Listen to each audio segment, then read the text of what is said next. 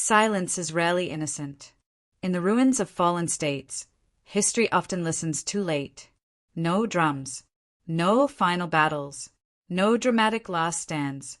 Just corridors emptied, offices locked, seals broken, and flags lowered without resistance. This is not the story of enemies at the gates. It is the story of allies in the room. Empires do not always fall to rebels or invaders. Some are undone by those sworn to defend them. Men and women who once benefited from power, prestige, and proximity. Loyalists who, when tested by time, fee, ambition, or self-preservation, became architects of ruin. This documentary traces a recurring pattern across centuries, how regimes collapse not from open betrayal, but from internal sabotage disguised as loyalty. This is a history of quiet decisions, delayed actions, whispered compromises, and calculated silences. This is architects of ruin. Loyalty is often misunderstood as emotion. In reality, it is architecture. It is built from incentives, fees, privileges, and expectations. States reward loyalty not with morality, but with access, positions, protection, immunity. When power is stable, loyalty appears strong. When power weakens, loyalty reveals its true foundation. Across history, ruling systems concentrated authority into narrow circles. Advisors, generals, ministers, party elites. They were not merely servants of power, they were its operators. And when the center faltered, these operators faced a choice: preserve the system or preserve themselves. Most chose themselves. Late Republican Rome did not fall in a single moment. It decayed through hesitation. As military strongmen accumulated power, senators assured themselves they could manage the danger. They believed accommodation was stability. Silence was safety. When Julius Caesar crossed the Rubicon, the Republic still had laws, armies, and institutions. What it lacked was resolve. Many senators remained loyal, on paper. In practice, they delayed, abstained, or fled. The assassination of Caesar was not a defense of the Republic. It was a confession that loyalists had already failed. By the time Rome crowned emperors, the Republic was already dead, killed not by enemies, but by elites who chose comfort over confrontation. Byzantium perfected survival for individuals. Courtiers mastered ideological flexibility. Today's heresy became tomorrow's orthodoxy. Loyalty was not to the state, but to continuity of position. As borders shrank and armies weakened, palace officials competed not to save the empire, but to be spared by the next ruler. When Constantinople finally fell in 1453, the city did not collapse from lack of warnings. It collapsed from lack of belief. Too many insiders had already planned for life after the empire. In absolutist monarchies, proximity replaced competence. Kings ruled through favorites. Favorites ruled through exclusion. Over time, truth became dangerous. Bad news stopped traveling upward. Loyalists learned that survival required pleasing power, not correcting it. In France, before the Revolution, courtiers mocked reform in private and applauded decay in public. They defended the crown until the crown could no longer defend them. When revolution came, it was not only fueled by hunger, but by decades of elite dishonesty. Modern regimes industrialized loyalty. Party cards replaced oaths. Surveillance replaced trust. Advancement required obedience, not excellence. In authoritarian systems, loyalists learned a crucial lesson. Truth was a liability. From collapsing communist states to military dictatorships, insiders falsified reports, exaggerated successes, and concealed failures. Leaders governed illusions. When crises arrived, responses were delayed, not from ignorance, but from fear of admitting reality. By the time the truth surfaced, it was too late to act. Loyalist sabotage rarely looks like betrayal. It appears as delays instead of refusals, procedures instead of decisions, committees instead of action. Orders are acknowledged, not executed. Warnings are noted, not escalated.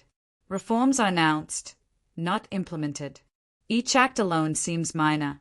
Together, they paralyze the state. The system collapses under the weight of its own hesitation. Loyalists sabotage legacy for predictable reasons. Fear of losing privilege. Fear of punishment if power changes. Fear of standing alone. In declining regimes, loyalty becomes risky. Silence becomes rational. The paradox is brutal. The more a regime demands loyalty, the less it receives when it matters most. In contemporary states, collapse is rarely announced. Institutions hollow out quietly. Courts lose authority. Security forces hedge their bets. Business elites move assets abroad. Official narratives remain confident. Behind closed doors, contingency plans multiply. The state still exists, but no one is truly invested in its survival. This is the final stage. A country alive in form, dead in commitment. History remembers rulers as villains or fools. It rarely names the loyalists who enabled collapse. Yet without their compliance, delay, and self-preservation, many regimes might have survived, or at least fallen with dignity. Loyalists did not merely fail to save their systems.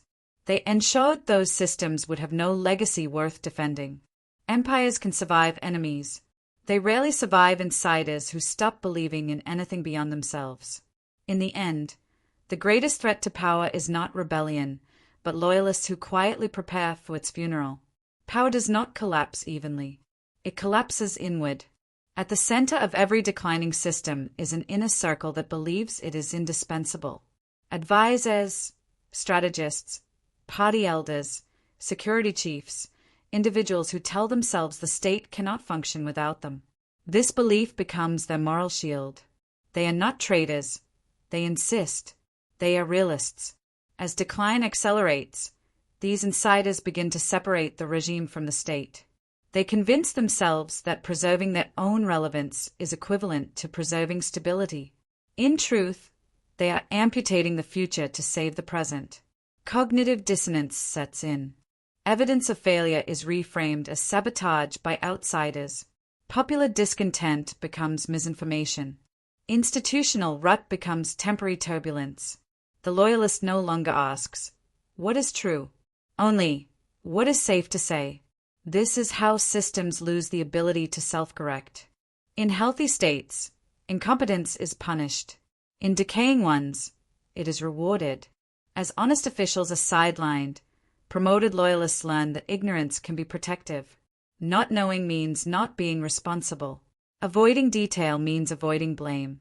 Complex problems are broken into endless subcommittees. Reports are written to obscure rather than clarify. Metrics are manipulated until failure looks like progress. This is not accidental. It is adaptive behavior inside a failing hierarchy. The system becomes incapable of decisive action not because no one knows what to do, but because knowing has become dangerous. History repeatedly records moments when armed forces could have altered the fate of a state, not through coups, but through clarity.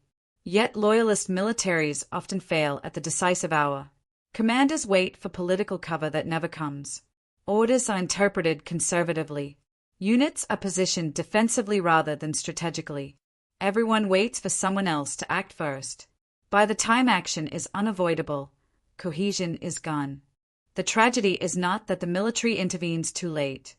It is that it understands the reality long before civilians do, but chooses restraint to protect its institutional future. In doing so, it sacrifices the nation it claims to serve. No group abandons a failing system earlier than its economic elites. Business leaders do not rebel. They diversify. They do not protest. They hedge. Capital flight is the clearest early warning sign of loyalist abandonment. Publicly, elites fund state initiatives and praise leadership. Privately, they move assets offshore, acquire second passports, and prepare succession plans for exile. The state loses not only money, but confidence. Investment slows. Employment collapses. The economy enters a spiral driven by disbelief. Once money stops believing, collapse accelerates. In every era, loyalist media plays a crucial role in collapse. Journalists are not ordered to lie. They are trained to minimize. Crises are reframed as challenges, failures as transitions, corruption as complexity. Over time, the public senses the gap between lived reality and official narrative. Trust erodes, not explosively, but steadily. When the truth finally emerges, it does so uncontrollably. The correction is violent because it has been delayed. The media did not cause collapse. It anesthetized the population while collapse became inevitable. Every failing regime waits for a moment of renewal. A speech, a reform package, a reshuffle, an emergency decree. The Loyalists believe the right gesture will restore legitimacy. They delay drastic action in anticipation of a symbolic reset. But symbolism cannot repair structural decay. The moment never comes because it cannot. And by the time leaders realize this, Loyalists are already preparing narratives for after the fall. In the last phase, the state still issues commands, but no one feels compelled to obey. Bureaucrats follow routines without belief. Security forces enforce selectively. Courts issue rulings that change nothing. Everything looks normal, until it doesn't. This is the most dangerous illusion, stability without authority. When the break finally occurs, it appears sudden to outsiders. To insiders, it feels overdue. After collapse, Loyalists rarely disappear. They rebrand. They claim coercion. They claim ignorance. They claim quiet resistance. Many succeed. History often allows this because collapse demands villains, not accomplices. The narrative simplifies. Responsibility concentrates at the top. The architects of ruin fade into footnotes or into new administrations. Across empires, kingdoms, republics, and modern states, the pattern remains consistent. Decline begins when loyalty replaces competence. Collapse accelerates when truth becomes unsafe. Failure becomes inevitable when insiders plan for survival rather than reform. The faces change. The language changes. The outcome does not. History does not punish disloyalty. It punishes delayed honesty. States can survive opposition. They can survive rebellion. They can even survive defeat. What they cannot survive is an elite class that quietly abandons responsibility while publicly performing loyalty. That is the true betrayal. Not dramatic, not visible, but decisive. After the flags are lowered and the anthems stop, silence returns. Archives are sealed. Memoirs are written. Justifications multiply. But history remains indifferent to excuses. It records only outcomes. And again, it reaches the same conclusion. The greatest destroyers of power are not those who attack it, but those who stand closest to it, swear allegiance to it, and then choose themselves when it begins to fall. This has happened before. It is happening now. And unless loyalty is rebuilt as responsibility rather than proximity, it will happen again. Strong men cultivate an image of absolute control, but their rule depends on intermediaries. No leader governs alone. Power flows through ministers, commanders, governors, party secretaries, intelligence chiefs. These figures become filters between reality and authority. Over time, the inner circle stops transmitting facts and starts managing impressions. The leader believes the nation is stable because no one dares to report instability. He believes loyalty is firm because dissent never reaches his desk. He believes his legacy is secure because his loyalists depend on it. In truth, they depend on his decline.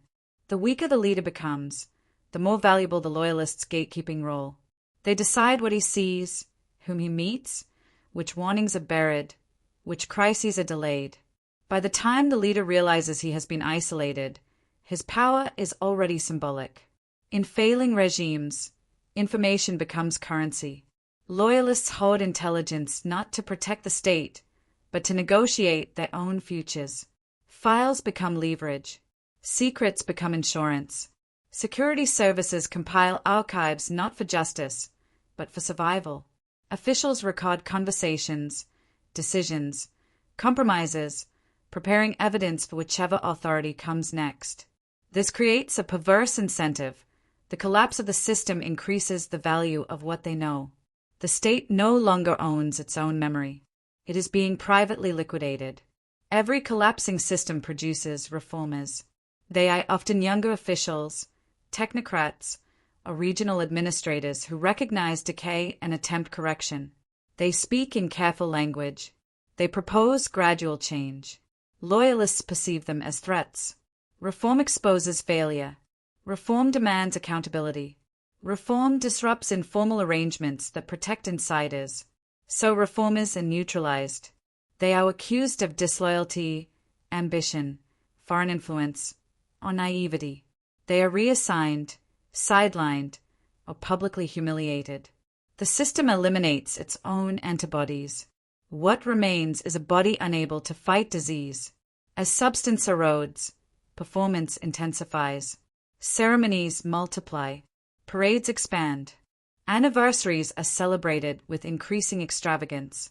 Loyalists organize spectacles to reassure themselves as much as the public. This is not confidence.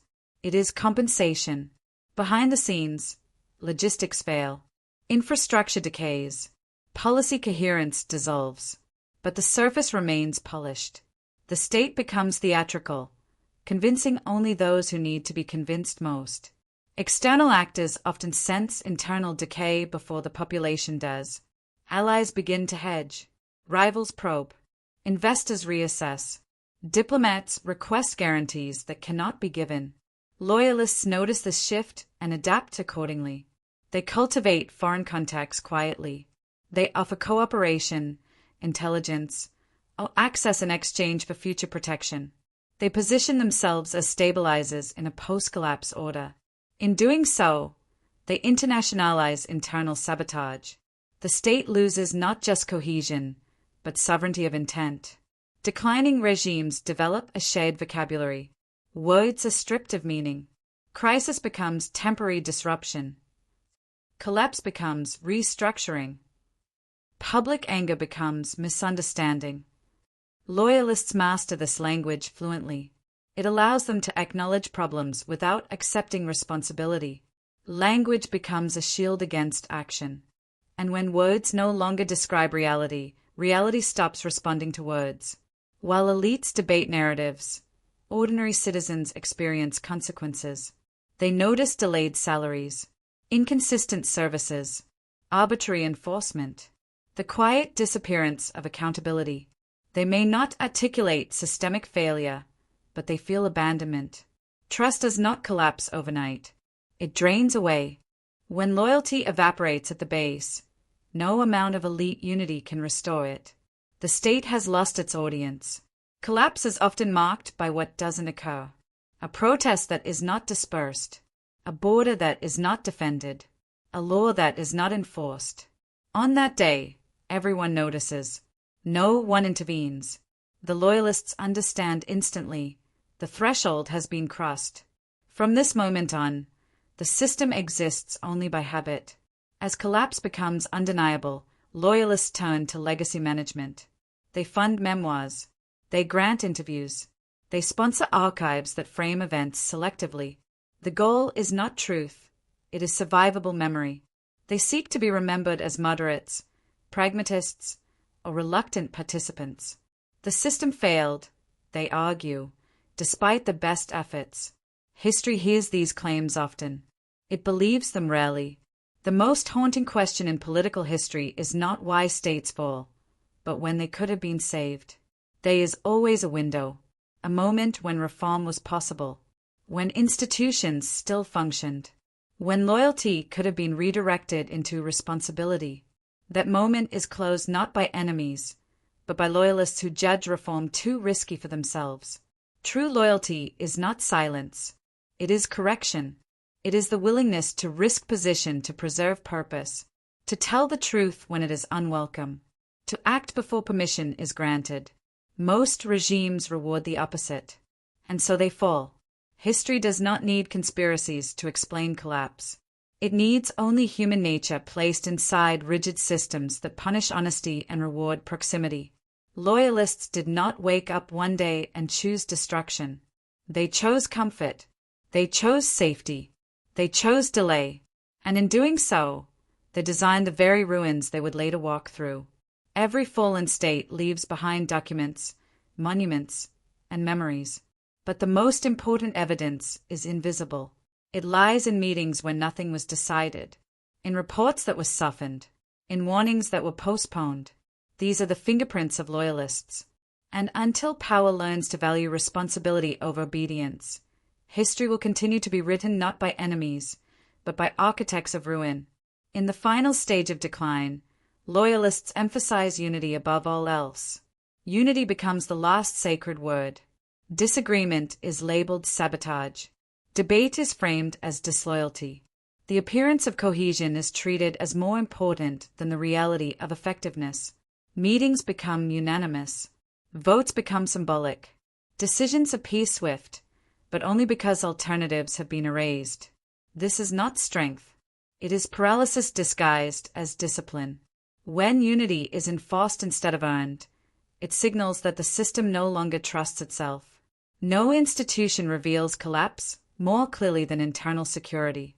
Originally designed to protect the state, security services in failing regimes evolve into instruments of regime preservation. Threats are redefined. External dangers are exaggerated. Internal decay is ignored. Loyalists within these institutions focus on monitoring dissent rather than preventing collapse. Files grow thicker. Surveillance expands. Yet real risks, economic implosion, institutional breakdown, elite fragmentation, remain unaddressed. The state becomes highly informed and deeply blind at the same time. When collapse arrives, security services are among the first to stand down. They have been trained to protect power, not continuity. Emergency powers are meant to be temporary. In declining systems, they become permanent. Loyalists justify extraordinary measures as necessary responses to extraordinary times. Each extension seems reasonable. Each restriction feels provisional. But emergency governance corrodes legitimacy. Citizens adapt. They lower expectations. They stop demanding explanations. The abnormal becomes routine. When everything is an emergency, nothing is urgent anymore. The state loses its sense of proportion, and with it, its ability to recover. Nothing terrifies loyalists more than succession. As leaders age or weaken, insiders fear the moment when protection ends. They compete to position themselves for the next order. Succession planning becomes sabotage. Potential A's undermined. Institutions that might manage transition are hollowed out. Rules are bent or ignored. The system is kept frozen to delay uncertainty. But uncertainty does not disappear. It accumulates. When succession finally occurs, through death, removal, or collapse, it is chaotic precisely because loyalists spent years preventing preparation. One of the most overlooked dynamics of collapse is generational. Younger citizens no longer remember the founding myths. They inherit institutions without credibility. They experience the state not as protector, but as obstacle. Loyalists interpret this as ingratitude. Instead of adaptation, they double down on nostalgia. They repeat old slogans. They celebrate anniversaries disconnected from present reality. The gap widens. When collapse comes, it is often the young who walk away first, not in rebellion, but in disengagement. A state cannot survive when its future no longer believes it has won. Failing states often learn the truth about themselves abroad. Visa restrictions increase. Credit ratings fall. Foreign leaders become distant. Invitations stop arriving. Loyalists dismiss these signs publicly, but privately they understand. The state is losing credibility. International isolation accelerates internal collapse. It validates domestic doubt. It confirms that the system is no longer trusted even by those who once depended on it. The loyalists adapt again, securing foreign assets, residences, and escape routes. The state becomes a temporary posting, not a permanent project. Almost every collapsing regime announces a final reform package. It is carefully crafted, publicized heavily, timed strategically. It promises transparency, efficiency, renewal. But it avoids the core issue, accountability. Loyalists design reforms that change structure without changing power. They preserve discretion. They protect incumbents. The public senses the deception immediately. This is not renewal. It is delay. And delay is the last resource of a failing system. There is often a calm before collapse. Markets open. Traffic flows. Offices operate. Loyalists reassure one another. Yet beneath the surface, something has shifted. Orders are no longer taken seriously. Enforcement is selective. Allegiance has become conditional. Everyone is waiting, not for leadership, but for confirmation that it is over. Collapse rarely looks heroic. It arrives through resignation letters, negotiated exits, abandoned buildings, and quiet transfers of power. They are no final speeches worthy of history. Loyalists disappear from view. Some resurface later in new roles. Others fade entirely. The system ends not with a bang, but with administrative exhaustion. After collapse, commissions are formed. Reports are written. Causes are debated. But the crucial moments, the silences, the delays, the self-preserving choices, are hard to document. They leave no signatures. What remains is a pattern recognized only in retrospect. History is unforgiving in one respect. It does not care what loyalists intended. It records what they enabled. Good intentions do not preserve states. Courage does. And courage was the rarest resource inside collapsing power. Every generation believes it is different. More educated. More informed. More prepared. Yet the structure of power repeats itself. Concentrated authority. Rewarded silence. Punished honesty. Until these incentives change, the outcome will not. The downfall of states is often explained through enemies, economics, or ideology. But beneath all of it lies a simpler truth. Systems fall when those entrusted to maintain them choose survival over stewardship. Loyalists do not merely witness decline. They shape it. And until loyalty is redefined not as obedience to power, but as responsibility to continuity, history will continue to produce the same story, told under different flags, in different languages, across different centuries. Long before institutions fail, morality erodes. Not morality as virtue, but morality as obligation. In declining systems, loyalists gradually abandon the idea that they owe anything to the future. Decisions are no longer evaluated by long-term consequence, but by immediate personal impact. What will this cost me? Replaces what will this cost the state? This shift is subtle. It rarely feels like corruption. It feels like realism. Once this mindset spreads, collapse becomes a matter of timing, not possibility. History often focuses on grand turning points. In reality, collapse is constructed from small choices, a warning not forwarded, a budget quietly reallocated, a regulation selectively enforced, a resignation discouraged. Each act appears insignificant. Together, they form a pattern of abandonment. No single loyalist believes they caused the fall. Collectively, they made it inevitable. Fear governs collapsing systems more than ideology. Fear of losing status, fear of prosecution, fear of isolation, fear of being the first to speak. Loyalists learn quickly that silence is safer than accuracy. Over time, fear replaces judgment. Decisions become defensive rather than strategic. The state becomes a frightened organism, reactive, cautious, and unable to act decisively. As trust erodes, institutions stop functioning as systems and become networks. Appointments are no longer based on competence, but loyalty to individuals. Procedures are bypassed through personal relationships. Authority flows informally. This creates resilience for insiders and fragility for the state. When a network collapses, it does not fail evenly. It fragments. Loyalties realign. Power dissolves into personal fiefdoms.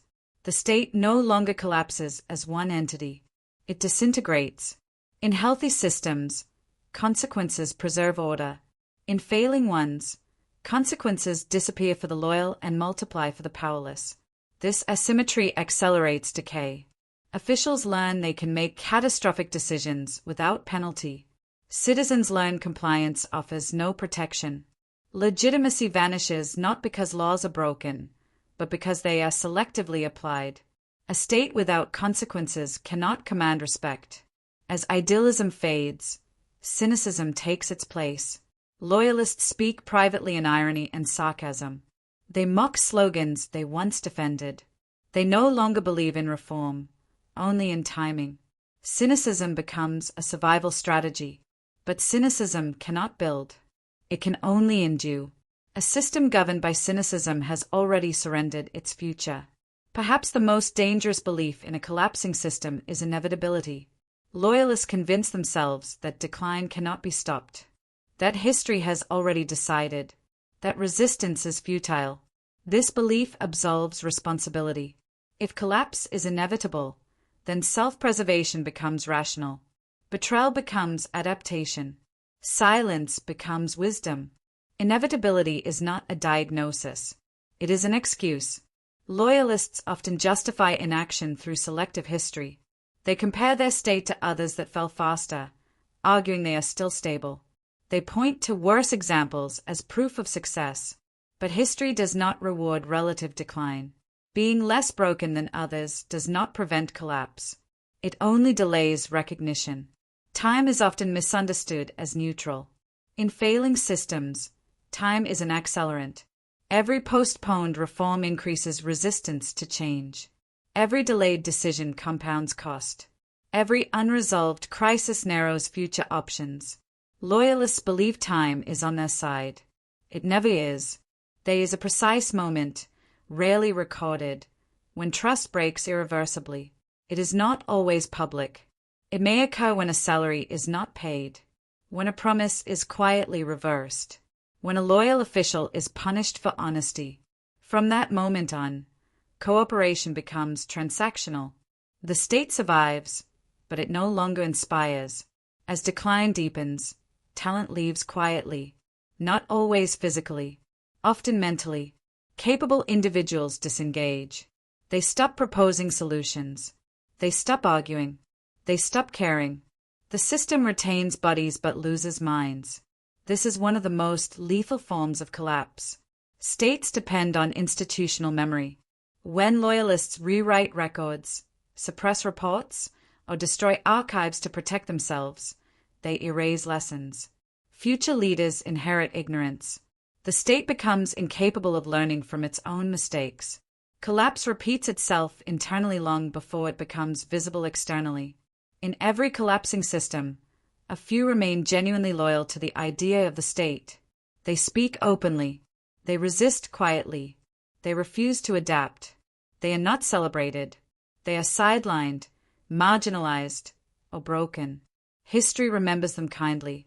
Their contemporaries rarely do. As collapse becomes undeniable, blame intensifies. Loyalists accuse one another. Factions fracture.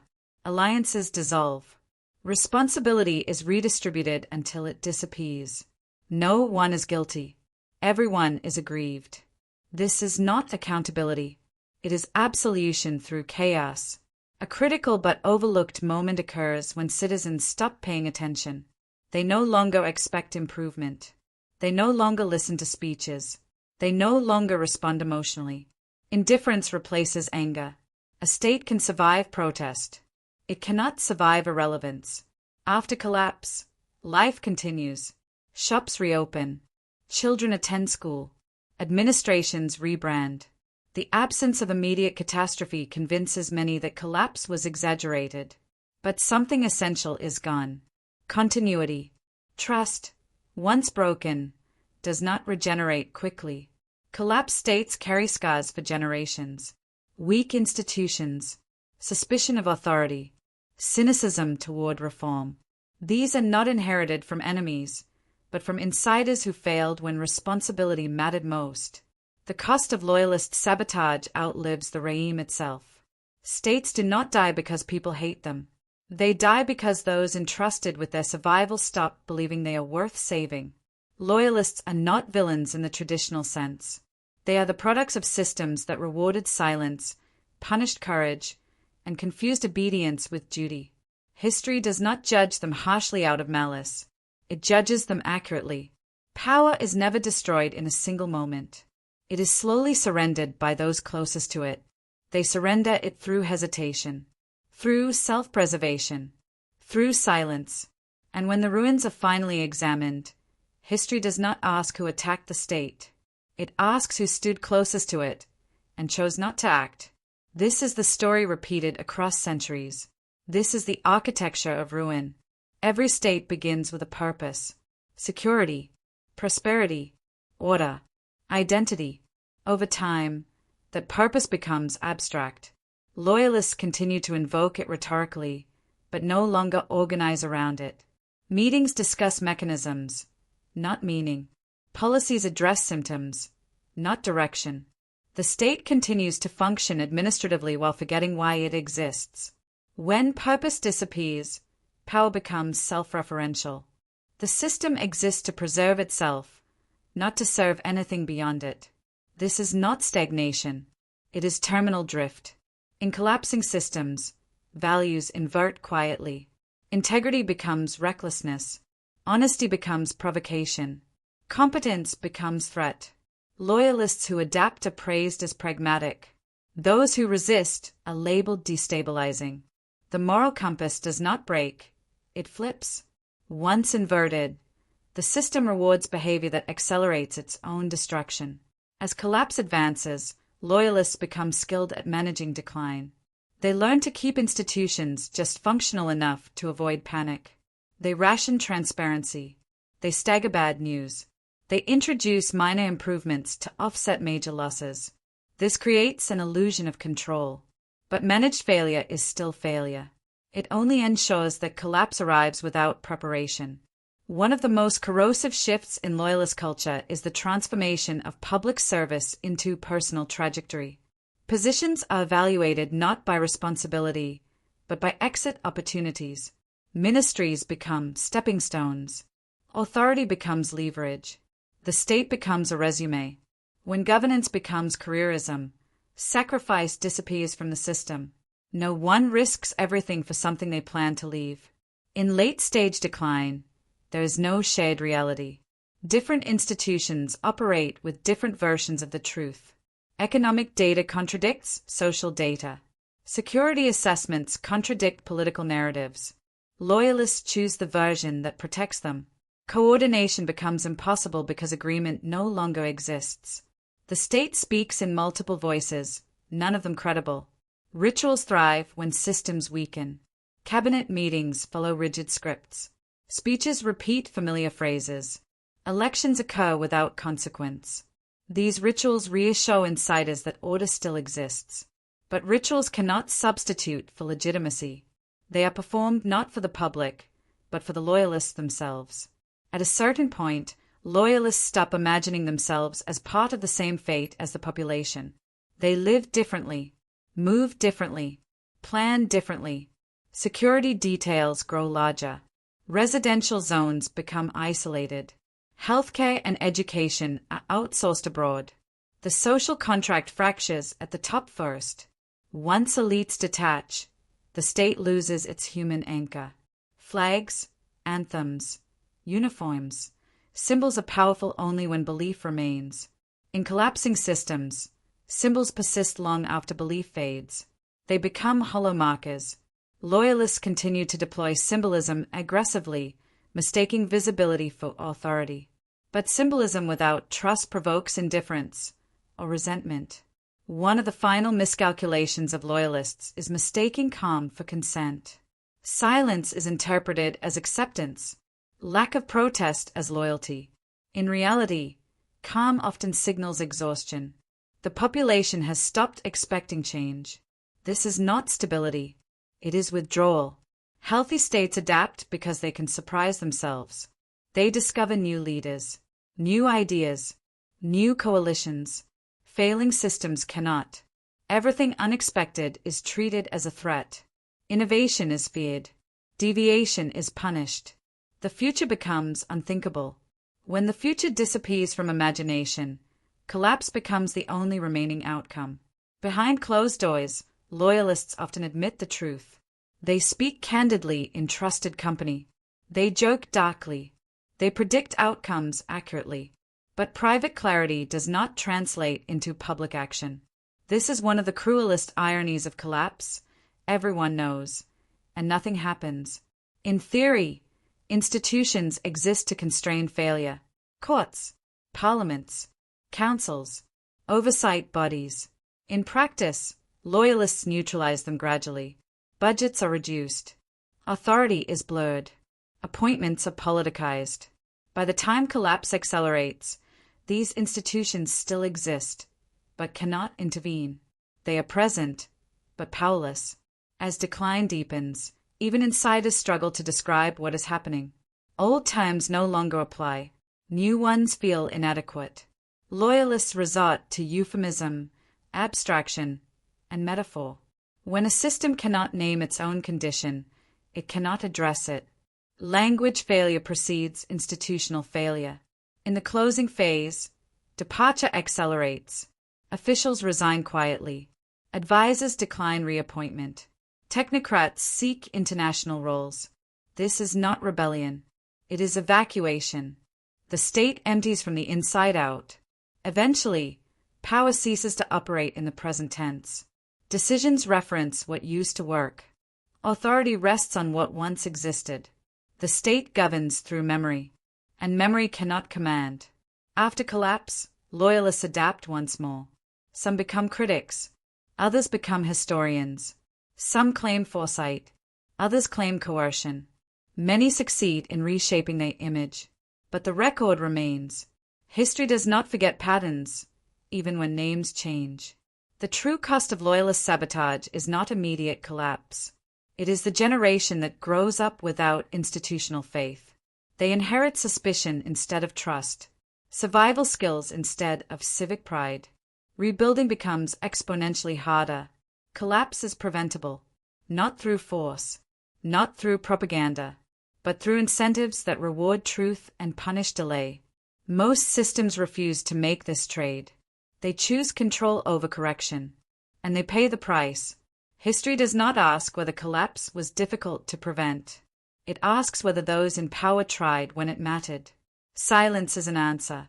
States do not fall because loyalists fail to love them. They fall because loyalists fail to serve them. Service requires risk. Risk requires courage. Courage was absent. And so the architecture of ruin was completed, not by enemies, not by fate, but by those closest to power who chose themselves at every turning point. One of the most fatal weaknesses of entrenched power is its inability to imagine losing. Loyalists are trained to assume continuity. They plan for extension, consolidation, succession, but not for collapse. Defeat is treated as theoretical, almost impolite to discuss. This intellectual blind spot cripples preparation. When warning signs emerge, they are interpreted as anomalies rather than indicators. Scenarios are dismissed as alarmist. Contingency planning is quietly discouraged. A system that cannot imagine defeat is already rehearsing it. As authority weakens, the display of control intensifies. Uniforms become sharper. Language becomes harsher. Enforcement becomes more visible but less consistent. Loyalists equate intimidation with strength. But intimidation without legitimacy produces only compliance, not allegiance. It creates obedience without belief, a brittle foundation. When pressure is removed, nothing holds. Failing regimes often weaponize history. They select moments of past glory and repeat them obsessively. Loyalists frame criticism as betrayal of ancestors. Decline is blamed on forgetting tradition. But history used defensively becomes a prison. Instead of learning from past failures, the system hides behind past victories.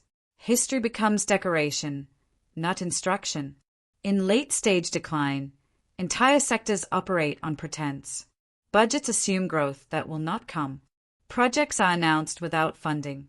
Employment figures mask underemployment. Loyalists know the numbers are unreliable, but maintain them anyway. The economy becomes a performance. Eventually, reality intervenes. It always does. As confidence erodes, The state begins to outsource its core functions: security to militias or contractors, welfare to charities, infrastructure to foreign entities. Loyalists justify this as efficiency. In reality, it is abdication. Every outsourced responsibility weakens the state's claim to authority. Meritocracy is one of the first casualties of loyalist systems. Appointments reward obedience over ability. Promotions depend on alignment rather than results. Talented individuals learn quickly. Excellence is irrelevant. They either leave or conform. The state becomes populated by survivors, not leaders. False stability is more dangerous than visible chaos. Chaos provokes response. False stability encourages delay. Loyalists mistake absence of crisis for resolution. They ignore underlying trends. When collapse comes, it does so at speed, because nothing was prepared. As systems polarize, moderation disappears. Loyalists are either insiders or outsiders. Nuance becomes suspect. Complexity becomes inconvenient. Policy becomes binary. Loyalty becomes absolute. The space for compromise closes, and with it, the space for survival. In the final phase, words themselves betray meaning. Reform means consolidation. Dialogue means instruction. Participation means endorsement. Loyalists continue to speak fluently, but say nothing true. When language collapses, coordination follows. Authoritarian systems often believe fear guarantees obedience, but fear decays. When punishment becomes arbitrary, it loses deterrent value. When enforcement is inconsistent, it loses credibility. Eventually, fear is replaced by calculation, and calculation leads to defiance. Some systems attempt one final consolidation of power: emergency laws, sweeping arrests, centralization of authority. Loyalists believe this will reset the balance. Instead, it confirms decline.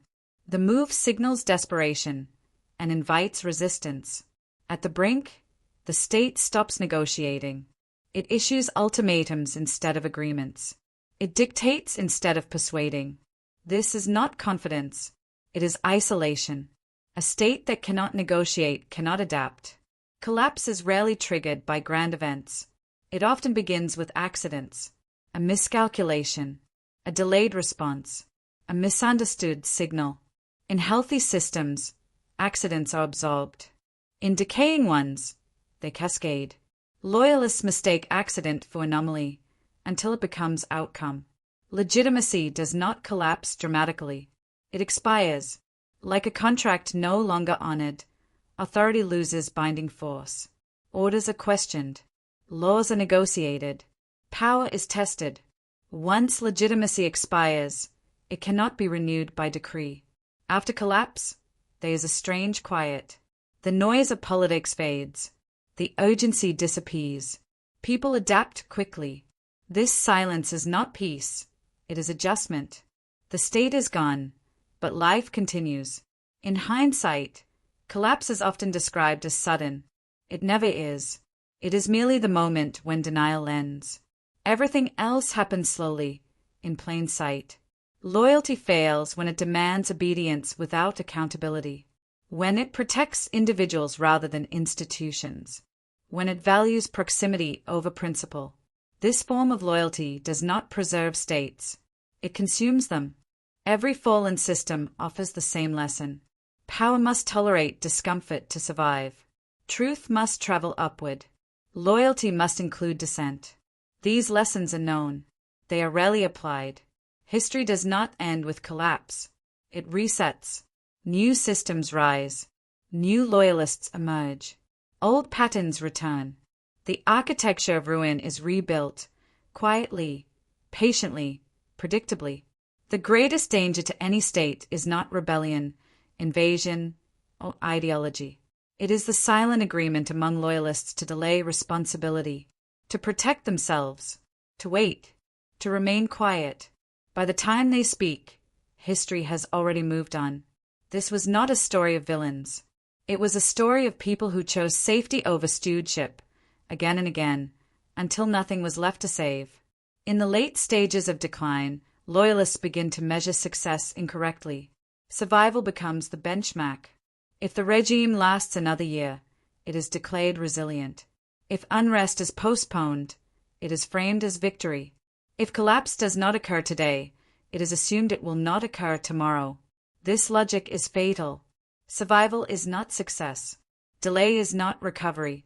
By redefining endurance as achievement, loyalists normalize deterioration and convince themselves that nothing fundamental must change. The state survives, but only as a shadow. A distinct class emerges in declining systems. Those who wait. They do not resist. They do not reform. They do not flee. They wait. Mid-level officials, administrators, professionals, individuals who sense collapse but lack power or protection. They maintain routines, follow procedures, and avoid initiative. Their silence is not ideological. It is psychological exhaustion. This waiting class keeps the state functioning mechanically, even as belief drains away. It is the final layer before emptiness. As loyalists isolate leadership from reality, the leader becomes symbolic. Decisions are prepared in advance. Options are curated. Outcomes are pre-negotiated. Public appearances continue. Authority is performed. But the leader no longer governs. He ratifies. This creates a dangerous illusion, the presence of leadership without leadership itself. When collapse arrives, the leader is often genuinely surprised. Failing systems lose the ability to evaluate risk accurately. Minor threats are exaggerated. Major threats are minimized. Loyalists fear scandal more than collapse. Protest more than paralysis. Criticism more than corruption. The wrong dangers are prioritized. When the real threat finally emerges, the system has already exhausted its defenses on shadows. As formal institutions weaken, informal exchanges dominate. Permits, contracts, exemptions, protections, everything becomes negotiable. Loyalists survive by distributing favors rather than enforcing rules. This creates short-term stability and long-term rot. The state no longer governs. It bargains. And bargaining states eventually lose to those who refuse to negotiate. One of the clearest signs of terminal decline is the disappearance of strategy. Plans extend only months ahead. Policies react instead of anticipate.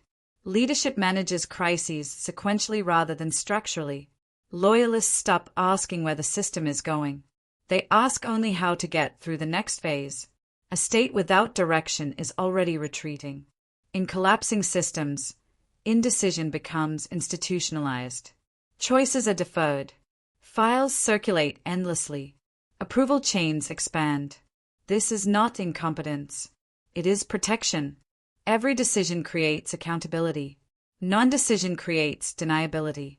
The state freezes itself to avoid responsibility. Time continues anyway. At the heart of collapse lies a fundamental separation. Those with power no longer bear responsibility.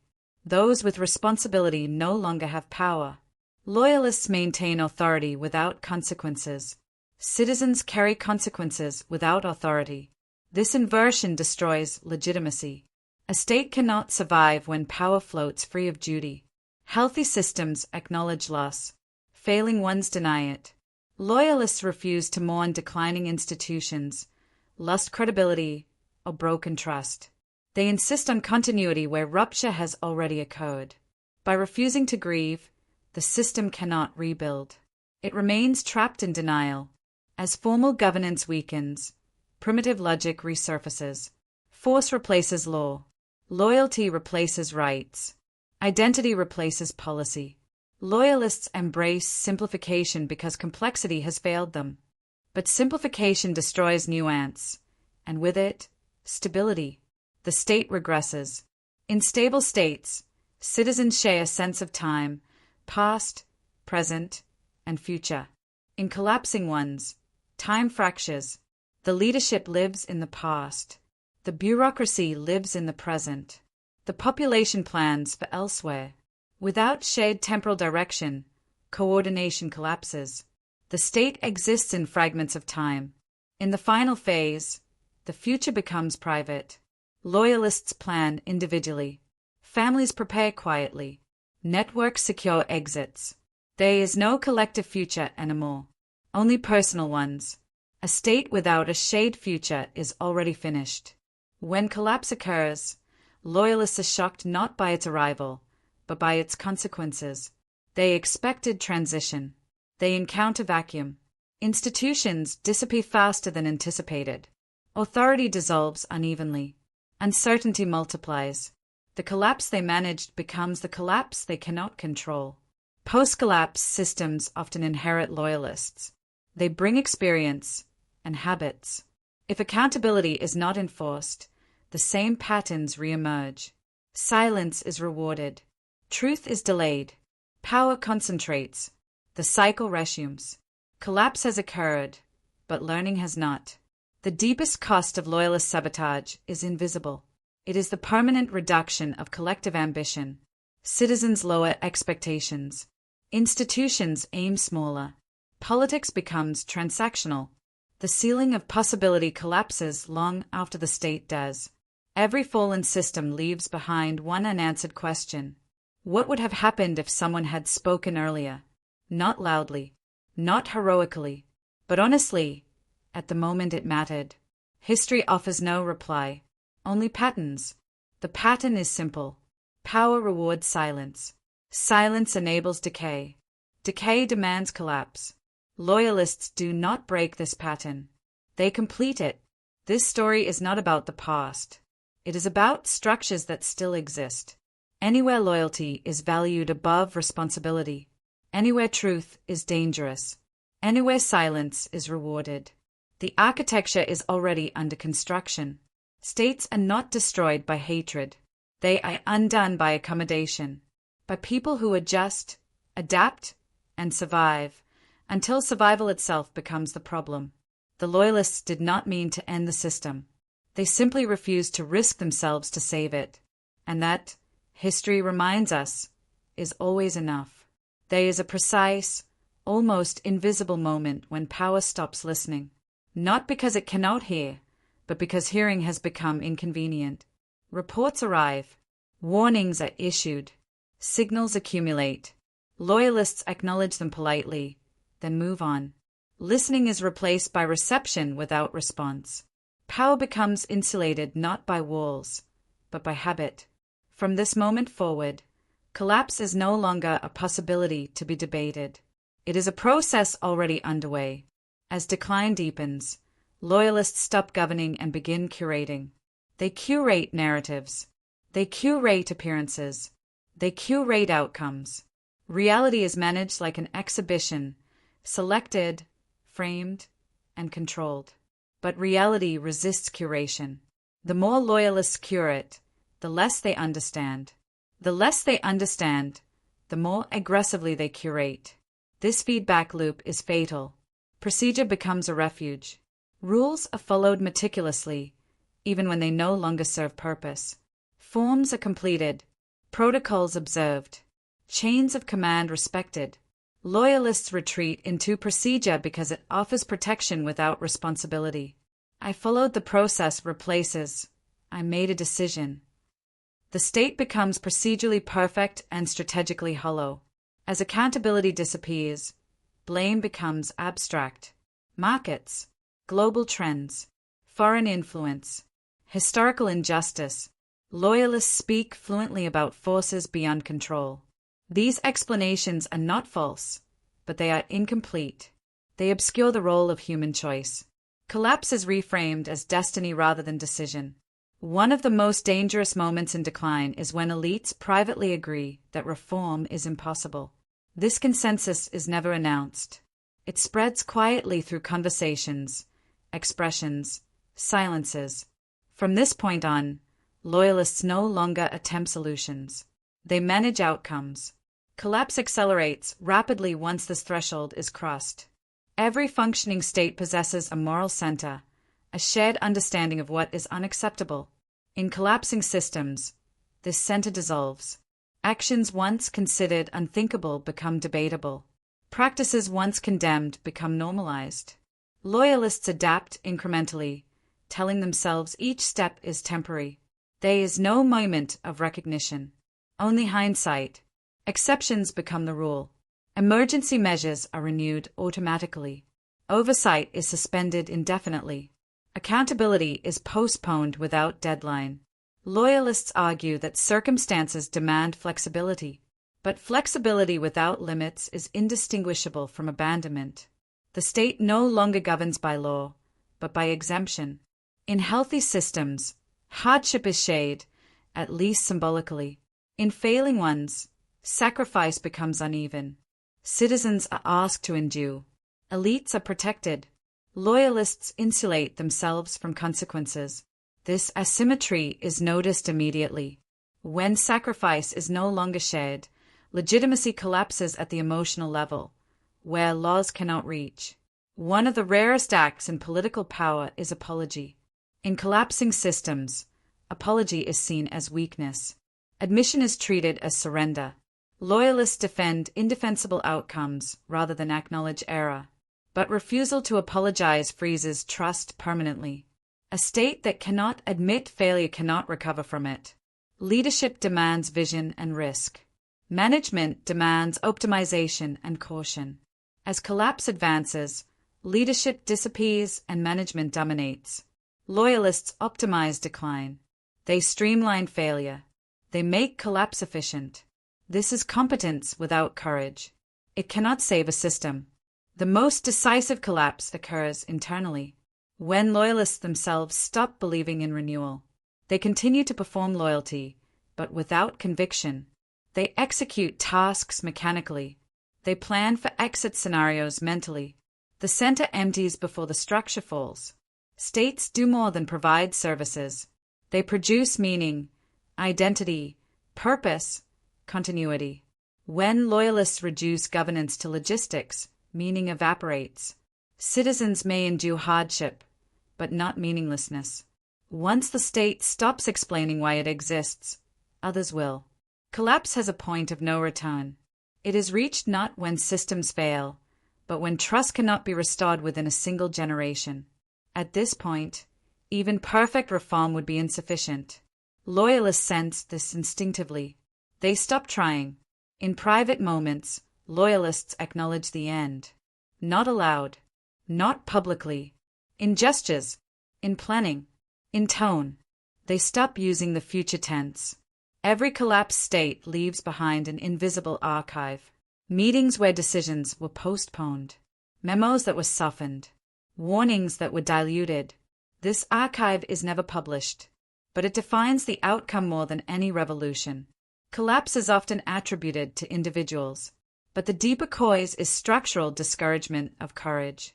When speaking truth carries disproportionate risk, silence becomes rational. Systems that punish courage eventually eliminate it. And without courage, no system survives crisis. At the very end, collapse accelerates. What took decades to erode dissolves in weeks. Loyalists are astonished by the speed, forgetting how long the foundations were hollowed. The fall appears sudden only to those who refuse to look downward. When the dust settles, loyalists assess their survival. Some succeed, some fail, few reflect. The state is gone. Life continues, but something irretrievable has been lost. Collective continuity. New systems promise to be different. They pledge transparency, accountability, reform. But unless incentives change, loyalists will behave the same way. Structures produce outcomes, not intentions. This story is not cyclical by fate. It is cyclical by design. Wherever power concentrates without accountability, loyalists emerge. Wherever loyalists are rewarded for silence, decay follows. The pattern does not require villains, only people adapting rationally to flawed systems. History is not written by those who remain loyal. It is written by what loyalty allows. And when loyalty becomes a shield against responsibility, history records not devotion, but damage. Power collapses long before it falls. It collapses when those closest to it decide that preserving themselves is wiser than preserving the system. They do not shout. They do not revolt. They simply wait. Shame once functioned as an invisible regulator of power. In functioning systems, Leaders feared disgrace. Institutions feared exposure. Loyalists feared being remembered poorly. In collapsing systems, shame disappears. Actions are justified rather than questioned. Failures are explained rather than owned. Loyalists learn that nothing truly disqualifies them. Without shame, there is no internal break. Power accelerates toward collapse without resistance. As accountability weakens, responsibility becomes theatrical. Committees are formed. Panels convened. Investigations announced. Loyalists attend, speak, and disperse. These rituals are not designed to resolve problems, but to demonstrate concern. The appearance of responsibility replaces its substance. The public senses this instinctively. Trust erodes further. Every warning system depends on response. In late-stage decline, alerts still function, but responses do not follow. Economic alarms are noted. Security briefings are acknowledged. Social indicators are reviewed. Nothing changes. The system learns that its own warnings are meaningless. This self-neglect is fatal. One of the final distortions of loyalist logic is the moralization of decline. Failure is reframed as virtue. Endurance becomes nobility. Suffering becomes proof of righteousness. Hardship becomes destiny. Loyalists present collapse as character building rather than catastrophic. This reframing anesthetizes urgency. A system that moralizes failure will never escape it.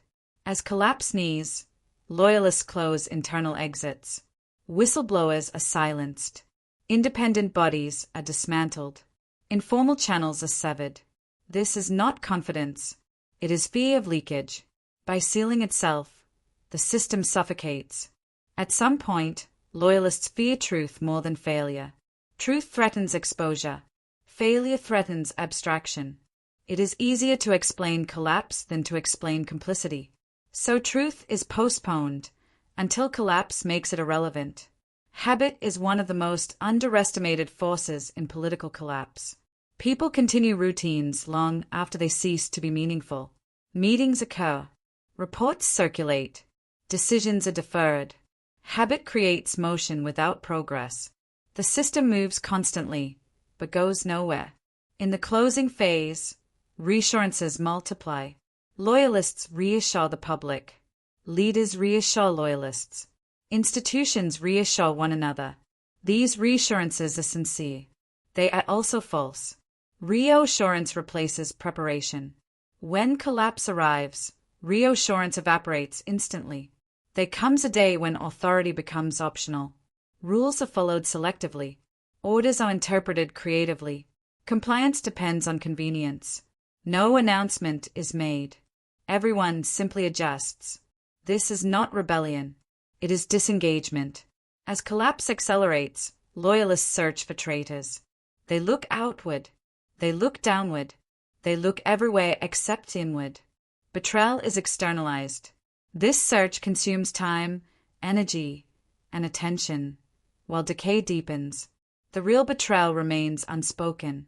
In the final moments, something unspoken occurs. A silent agreement. Not to resist. Not to save. Not to intervene.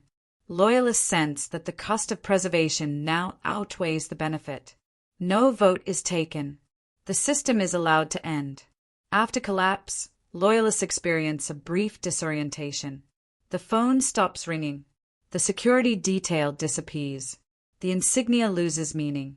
Power ends abruptly. What remains is memory and justification. Former loyalists construct narratives. They were constrained. They were cautious. They were realistic. These stories help them live with the outcome. History listens and compares. History does not remember everything, but it notices gaps.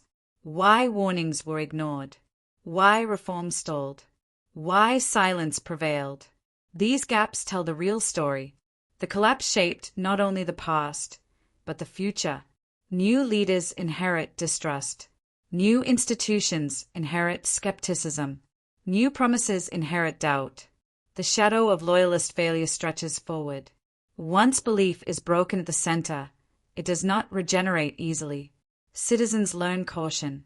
Institutions learn defensiveness. Politics becomes transactional. The state may be rebuilt, but belief remains fragile.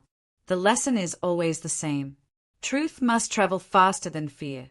Responsibility must outweigh self-preservation. Loyalty must include the courage to correct. These lessons are understood. After collapse, the architects of ruin were not destroyers. They were caretakers who refused to intervene. They maintained structures without foundations. They guarded power without purpose. They preserved themselves without preserving the state. Across centuries, across continents, the echo remains unchanged. Collapse does not require hatred. It does not require violence. It does not require conspiracy. It requires only prolonged silence by those closest to power. History offers no comfort. It does not forgive intentions. It does not reward caution. It does not absolve silence. It records outcomes. And the outcome, again and again, is the same. Power is most dangerous when it decays quietly. When loyalists choose patience over courage. When survival replaces stewardship. When silence feels safer than truth. That is when collapse becomes inevitable. Not because the state was attacked, but because it was abandoned from within. Healthy systems react instinctively to danger. They tighten, adapt, and correct before collapse becomes visible. Failing systems lose this reflex. Threats are debated instead of confronted. Signals are analyzed instead of answered. Loyalists become observers rather than responders. Power hesitates, not because it is unsure, but because it no longer trusts itself. When reflexes disappear, survival becomes accidental. In declining regimes, memory becomes selective. Successes are remembered vividly. Failures are reclassified as misunderstandings. Warnings are forgotten entirely. Loyalists curate institutional memory to protect reputations. But a system that forgets its failures cannot avoid repeating them. Memory becomes nostalgia instead of instruction. As collapse nears, loyalists cling to procedural innocence. They emphasize that every rule was followed, every form completed, every authorization obtained. Procedure becomes a shield against moral responsibility. No one is guilty because everyone complied. This is how systems commit collective failure without individual accountability. Denial does not operate alone. It forms an economy. Loyalists exchange reassurance for silence, promotion for compliance, protection for discretion. This economy is efficient until it collapses under its own weight. The price of truth rises. The value of silence increases. Eventually, truth becomes unaffordable. Strategic honesty requires admitting weakness before it becomes fatal. Failing systems punish this instinct. Loyalists learn to speak optimistically even when evidence contradicts them. Pessimism is interpreted as disloyalty. Reality becomes negotiable. Strategy becomes fiction. In late-stage decline, everything is declared critical. Every issue urgent. Every crisis existential. This inflation of importance paralyzes decision-making. Loyalists cannot distinguish what matters most, because acknowledging priority requires acknowledging loss elsewhere. The system drowns in its own urgency. Loyalists eventually stop trusting one another. Information is withheld. Motives are questioned. Cooperation becomes conditional. Institutions fragment internally before they collapse externally. Power appears centralized, but operates in isolation. Activity increases as effectiveness declines. More meetings, more announcements, more reforms in name only. Loyalists mistake movement for advancement, but motion without direction accelerates collapse. The system exhausts itself. Every collapsing system produces a final generation that still believes. They are often younger officials, professionals, or citizens who attempt reform sincerely. They encounter resistance, exhaustion, and isolation. Most leave. Some adapt. A few remain and break. When the last believers disengage, collapse becomes irreversible. In functioning systems, why is a dangerous but necessary question. In failing ones, it disappears. Loyalists focus on how and when, avoiding purpose altogether. Without why, policies lose coherence. The state becomes mechanical. As collapse deepens, loyalists stop debating alternatives. Not because consensus has been reached, but because belief has been lost. Discussion feels pointless. This is not unity. It is surrender. Collapse is not driven by drama alone. It is driven by fatigue. Endless crises exhaust attention. Constant instability drains resolve. Loyalists become tired, not of failure, but of caring. Fatigue lowers standards. Collapse enters quietly. Power relies on two emotional forces, fear and hope. Failing systems lose both. Fear becomes inconsistent. Hope becomes unbelievable. What remains is indifference. Indifference is terminal. Even near the end, loyalists often believe collapse is manageable. They imagine controlled transitions, negotiated exits, preserved influence. They underestimate the speed of disintegration.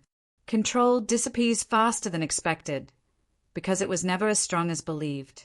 There comes a day when authority still exists in name, but not in effect. Titles are respected ceremonially. Orders are obeyed selectively. Power survives only in symbols. When symbolism replaces enforcement and belief, collapse has already occurred. The collapse does not end with the fall. Its aftershocks shape politics, culture, and trust for decades. Citizens remember who stayed silent. They remember who benefited. They remember who left. Memory becomes political inheritance. After collapse, loyalists often defend their actions as necessary evils. They argue that worse outcomes were avoided.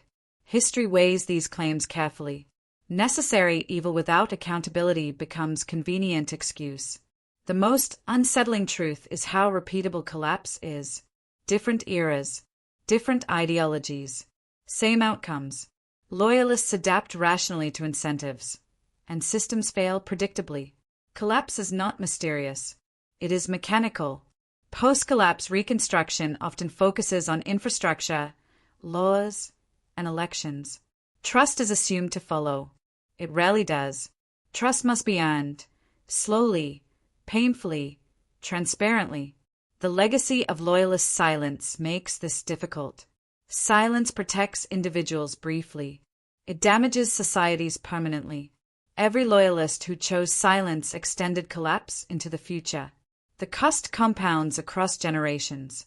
When history finally tallies collapse, it does not count intentions. It counts moments. Moments when someone could have spoken. Moments when someone could have acted. Moments when silence felt safer. Those moments decide everything. Power rarely collapses because it is hated. It collapses because those entrusted with it stop believing intervention is worth the risk. They wait. They adapt. They survive. And in surviving, they ensure the system does not. This is not a tragedy of villains. It is a tragedy of loyalty misdirected, repeated across history. Patiently, predictably, until nothing remains but ruins and the question history always asks. Loyalists gradually tune out uncomfortable truths. Reports arrive detailing shortages, unrest, or economic decline. Analyses predict crises. Signals flash red. Yet no action is taken. Ignoring reality becomes a habit. Decisions are based not on facts, but on what is safe to acknowledge. The system survives in appearance, not in function. Eventually, reality intervenes, and it moves faster than anyone anticipated. As institutions weaken, power becomes personal. Loyalists carve out private domains, agencies, ministries, contracts. Authority is exercised selectively. Favoritism replaces procedure. Influence is accumulated quietly, invisibly, without accountability. The state exists, but only as a framework for individual advancement. Collective responsibility evaporates. Collapse becomes an internal inevitability. Institutions once designed to unify society fracture under the weight of loyalist self-interest. Courts enforce selective justice. Police protect some citizens but neglect others. Regulatory bodies serve only allies. The network of loyalty replaces the system of law. What remains is fragmented power, connected by personal relationships, not shared principles. This is the anatomy of systemic rot. Collapse accelerates when ordinary actors stop speaking. Middle managers, civil servants, and professionals sense decline but choose self-preservation over advocacy. They do not rebel. They do not innovate. They wait, mechanically following routines. This silence compounds decay. The system loses internal resistance long before collapse is visible externally. Every failing system cultivates excuses. Loyalists explain away mismanagement. The resources weren't provided. The opposition blocked progress. The problem is too complex. Excuses create moral cover, delaying accountability and obscuring decline. Collapse rarely surprises insiders. It surprises those outside the corridors of power. In terminally declining systems, consequences vanish for those in power. Decisions with catastrophic effects on society carry no penalty for loyalists. Mistakes are absorbed by citizens, subordinate institutions, or future generations. The disconnect between action and consequence breeds confidence in inaction. Collapse becomes statistically inevitable, not morally surprising. Every system produces a cohort who inherits decay, the generation that learns adaptation through inaction. They do not innovate. They do not challenge. They do not dissent. They inherit instructions for survival, but not for governance. The state continues to exist as an empty vessel, awaiting the moment reality can no longer be postponed. As decline becomes normalized, crises are no longer surprises. They are routines. Cabinet meetings rehearse responses. Budgets are allocated symbolically, and emergency plans circulate for performance rather than implementation. Collapse is rehearsed before it arrives. The state becomes a theater of control, with loyalists as actors pretending competence. Vital knowledge begins to vanish. Records are hidden or manipulated. Histories are rewritten. Reports documenting previous failures are altered or destroyed. Future leaders inherit ignorance. Patterns repeat. Collapse becomes recursive, a process that could have been avoided if memory were preserved. Fear dominates late-stage loyalist behavior. Fear of political scandal. Fear of personal loss. Fear of being first to speak truth. Decisions are made to protect the self, not the state. Caution replaces judgment. Reaction replaces strategy. The state becomes a nervous organism, functional, but paralyzed at its core. Internal trust decays before public trust. Loyalists suspect each other's motives. Information is hoarded. Coordination fails. Institutions still function superficially, but without trust they cannot act decisively. When external crisis arrives, the system is unable to respond collectively, and collapse occurs from within. Collapse is finalized not by catastrophe alone, but when hope ends. Hope for reform. Hope for competent leadership. Hope for loyalty aligned with principle. Once hope disappears, all that remains is endurance, self-preservation, and resignation. The machinery of governance continues, but its soul is gone. Loyalists know in private what history will reveal. They predict outcomes accurately. They lament failures internally. They joke about inevitability. Yet these private truths do not translate into action. They are witnesses to decline, not actors against it. The public eventually notices the pattern of self-preservation. Promises are hollow. Policy is inconsistent. Enforcement is selective. Faith erodes before institutions collapse physically. Collapse is rarely abrupt. It is anticipated and mourned quietly long before it manifests externally. Collapse occurs when institutions no longer meet the needs they were created to serve. Services, justice, governance, and security may persist in name, but not in function. Loyalists preserve structures, but not purpose. The system exists, but it is already obsolete. Collapse is rarely dramatic. It begins with absence. Decisions once taken seriously are delayed. Committees meet, files circulate, and accountability is dispersed. Loyalists act cautiously to protect themselves, never the state. The system functions, superficially, but without responsibility, functionality becomes meaningless. The machinery moves, but the purpose is gone. Failure in loyalist systems becomes invisible. Minor disasters are ignored. Systemic weaknesses are normalized. Problems are reclassified as exceptions, then accidents, then inevitabilities. When collapse arrives, it does so with a shock that feels sudden, but in truth, it was quietly accumulating for years. Self-preservation replaces principle. Loyalists calculate risk at every turn. They avoid blame. They avoid visibility. They avoid initiative. By avoiding personal risk, they accelerate institutional decay. Collapse is often the consequence of too many people acting rationally for themselves, but irrationally for the system. Truth becomes dangerous. Reports of shortages, unrest, or corruption are delayed, altered, or ignored. Loyalists protect their careers instead of confronting reality. Information is curated, sanitized, and sometimes buried entirely. The system loses the ability to respond to facts, and in losing this, it seals its own fate. Every failing system produces a lost generation of loyalists. They know the signs, see the warnings, and understand the risks. Some attempt reform. Some remain silent. Most choose adaptation, aligning themselves with the path of least resistance. By the time the system falls, the silence is a major factor in ensuring collapse. Strategy disappears long before the system collapses. Plans extend only weeks ahead. Decisions are reactive. Vision is replaced by short-term management. Loyalists focus on preserving the present at the expense of the future. Without strategy, every crisis becomes existential. Every challenge becomes fatal. Power becomes performance. Meetings are staged. Announcements are scripted. Policies are gestures. Loyalists perform authority to reassure themselves more than to govern. The theater of governance masks decay, but cannot stop it. Collapse moves quietly behind the curtain. Vital knowledge is lost. Past failures are ignored. Lessons are forgotten. Records are incomplete or manipulated. Future leaders inherit ignorance. Mistakes are repeated. Collapse is rarely mysterious. It is mechanical, a direct consequence of erased memory. Hope dies slowly. Citizens stop believing in reform. Institutions stop believing in vision.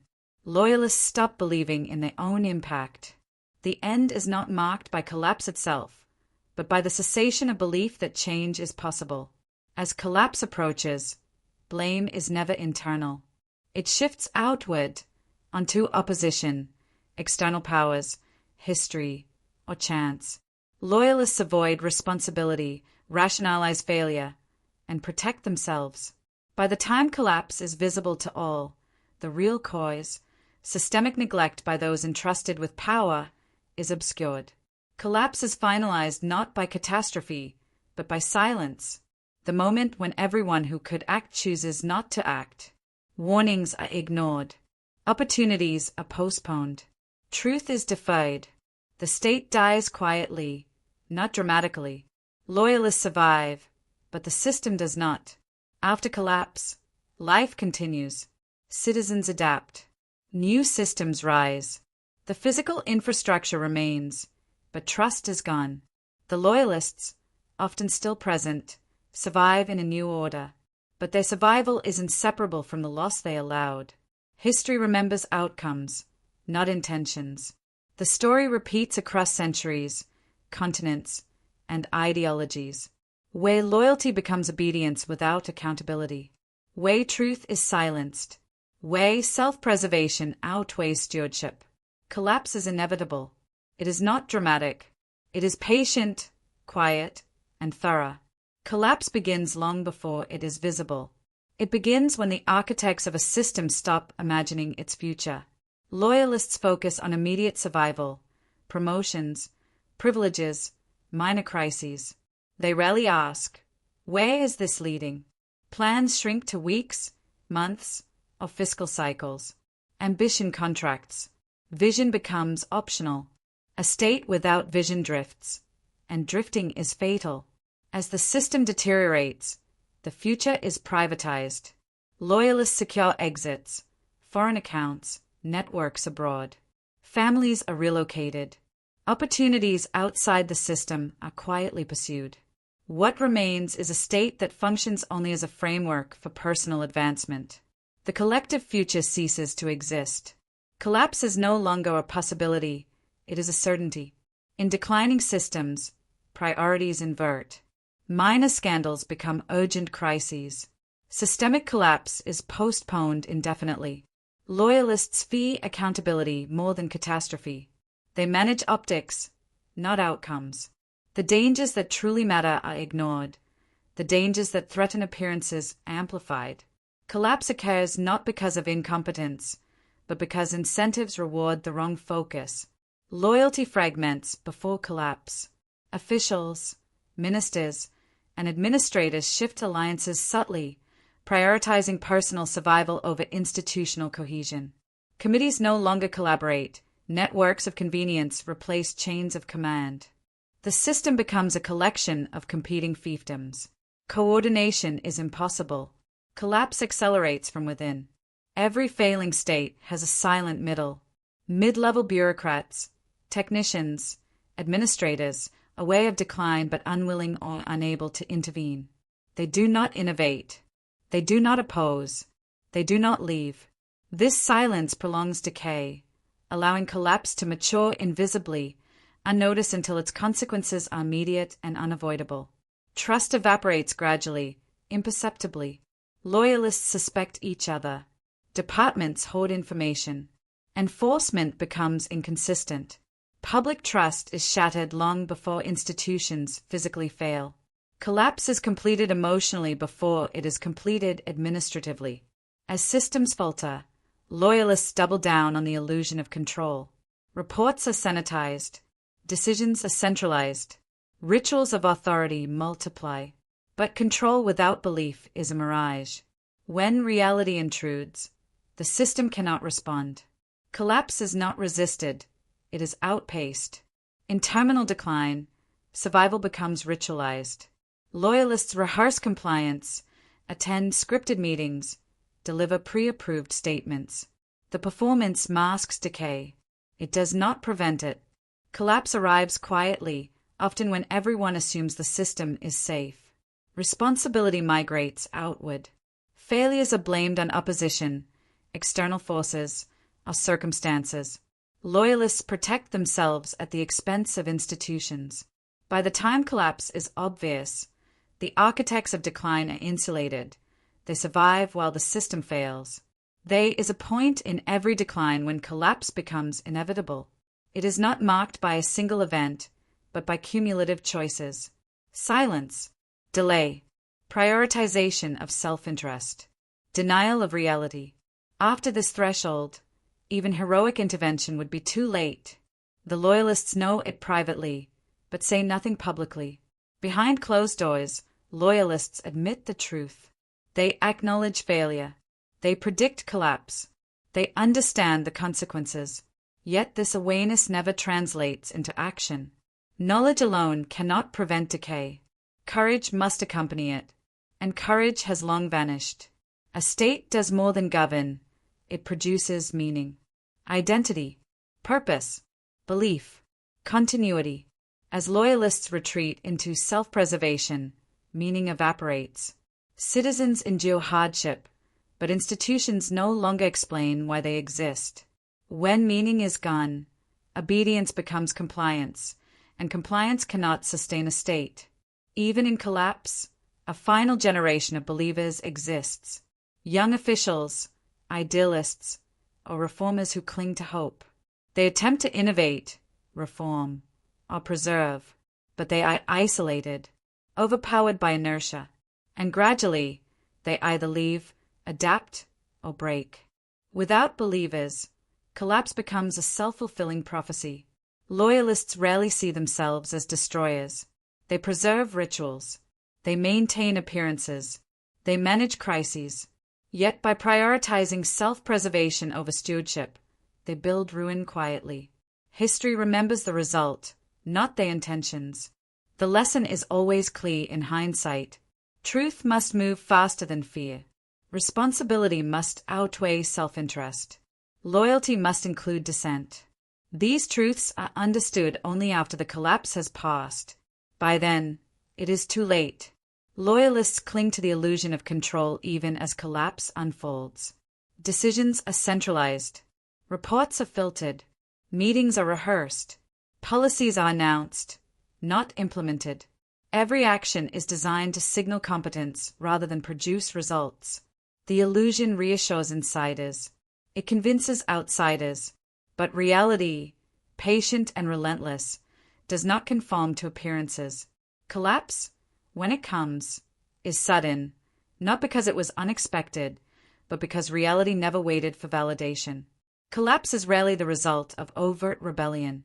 It is the quiet complicity of thousands, administrators, mid-level managers, functionaries who follow routines without questioning. They do not oppose. They do not innovate. They simply obey or ignore. This silent consent, accumulated over decades, becomes a decisive factor in the system's decline. As institutions weaken, morality is privatized. Loyalists protect their conscience by redefining what is acceptable. Abuse of power is rationalized. Neglect is justified. Corruption is explained away. The system no longer enforces ethical standards. Ethics becomes personal, variable, negotiable. Collapse is inevitable when morality is privatized while power is concentrated. In declining systems, communication fractures. Orders arrive distorted. Intelligence reports are ignored. Warnings are delayed. Feedback loops are broken. Loyalists hoard information, fearing accountability. Departments act independently, without coordination. By the time signals reach decision-makers, the window for action has passed. Collapse occurs in silence. Fear replaces initiative. Every action is calculated for self-preservation. Every word is measured. Every risk is deferred. Caution becomes ritualized. Innovation is punished implicitly.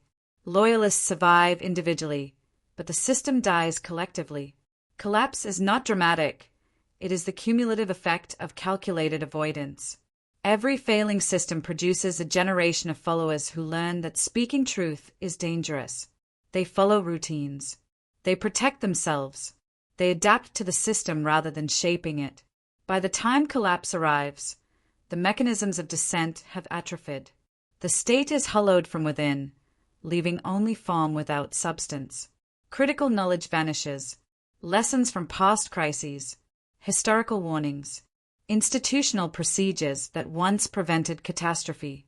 Records are ignored, destroyed, or rewritten. Memory becomes selective, protecting individuals rather than institutions. The system repeats its mistakes, slowly, invisibly, inevitably. Collapse is not an accident. It is a consequence. Hope fades before collapse manifests. Citizens stop expecting reform. Loyalists stop expecting consequences. Leaders stop expecting belief. When hope disappears, governance loses legitimacy. Collapse is only a matter of time, a delay measured in months, sometimes years. The system continues in appearance, but its soul is gone. Failure is never internalized. Opposition, foreigners, history, or natural disasters are invoked as scapegoats. Loyalists protect themselves at the expense of the system. Collapse is attributed to forces beyond control, but in reality, it is a consequence of choices not made, warnings ignored, and silence maintained. Collapse is solidified in silence, the moment when everyone capable of action chooses inaction. Warnings are ignored. Opportunities are lost.